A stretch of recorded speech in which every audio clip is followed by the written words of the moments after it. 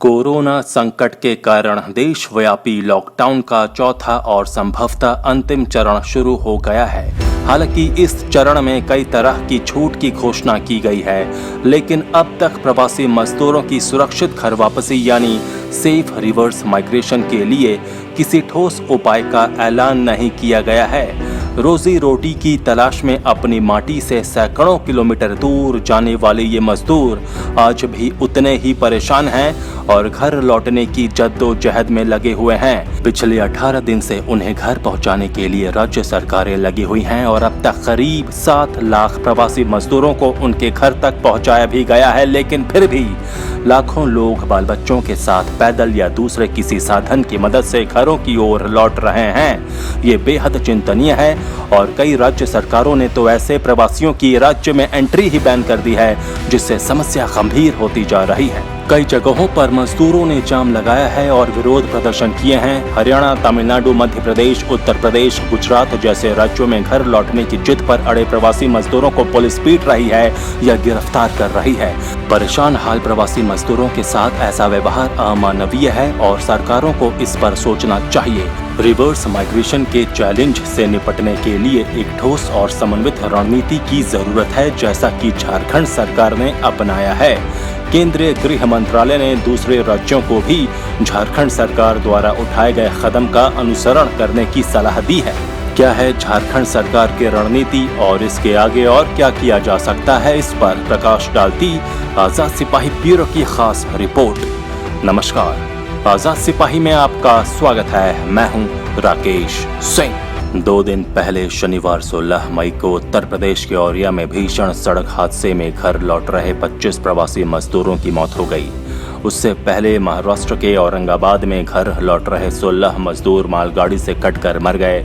इस तरह पिछले 55 दिन के देशव्यापी लॉकडाउन के दौरान देश के विभिन्न हिस्सों में करीब 150 प्रवासी मजदूर घर लौटने की जद्दोजहद में अपनी जान गंवा बैठे हैं। हादसों में इतनी बड़ी संख्या में हो रही मौतों के बावजूद ये आश्चर्यजनक है कि इन प्रवासी मजदूरों की सुरक्षित घर वापसी का न तो कोई ठोस इंतजाम किया गया है और न ही सरकारों ने इस चुनौती से निपटने के लिए कोई कारगर रणनीति अपनाई है। सभी राज्य सरकारों ने केवल अपने यहाँ के लोगों की सुरक्षित घर वापसी का इंतजाम किया है और उनके राज्य से गुजरने वाले दूसरे प्रवासियों को उनके हाल पर छोड़ दिया है। औरैया हादसे के बाद यूपी सरकार ने राज्य की सीमाएं ही सील कर दी हैं ताकि कोई प्रवासी मजदूर पैदल या किसी अवैध वाहन से राज्य में प्रवेश नहीं कर सके। हरियाणा और मध्य प्रदेश सरकार भी प्रवासी मजदूरों को केवल ट्रेन से लौटने की इजाजत दे रही है। इस मायने में झारखंड ने एक बार फिर मिसाल कायम की है। मुख्यमंत्री हेमंत सोरेन ने आदेश दिया है कि राज्य में किसी भी श्रमिक को पैदल नहीं चलना पड़े, ये सुनिश्चित किया जाए।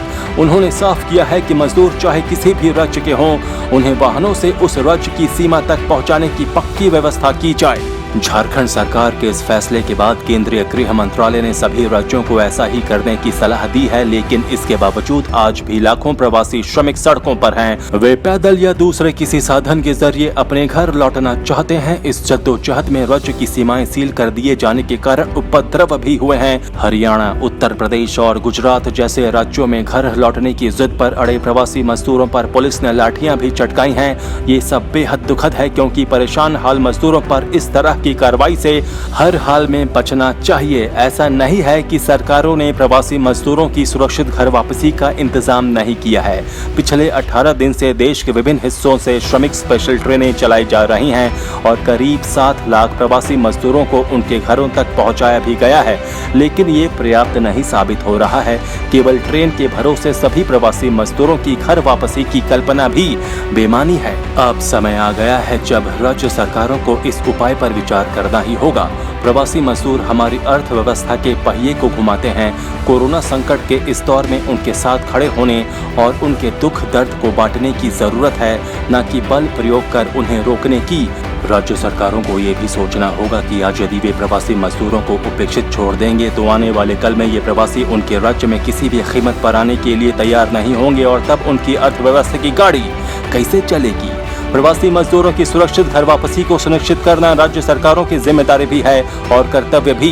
राज्य सरकारें इसे जितनी जल्दी समझ लेंगी, ये समस्या उतनी जल्दी हल हो जाएगी और तब हम कोरोना के खिलाफ अधिक मजबूती से जंग लड़ सकेंगे। आजाद सिपाही में अभी इतना ही। खबरों की और भी अधिक जानकारी के लिए आप पढ़ते रहिए अपना लोकप्रिय दैनिक अखबार आजाद सिपाही। आप हमारे इस YouTube चैनल को जरूर सब्सक्राइब करें। आप हमारे Facebook पेज को भी जरूर लाइक करें। जुड़े रहिए आजाद सिपाही के साथ। धन्यवाद।